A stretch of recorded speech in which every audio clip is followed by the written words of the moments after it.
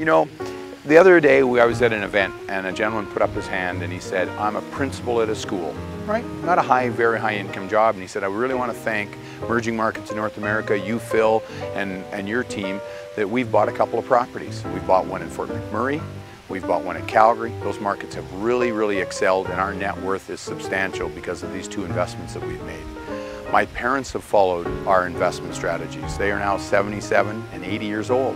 They have 10 properties. Those properties have been paid off by other people's money, the renters' money. So now my mother and father can live with that income for the rest of their lives very comfortably renting units. So our whole mission in emerging markets is to create wealth for our investors. How do we do it? Very simple. We ask them to make the same decision we make. Hold on to them for a long term and ride that appreciation benefit over the next 5 or 6 or 10 years.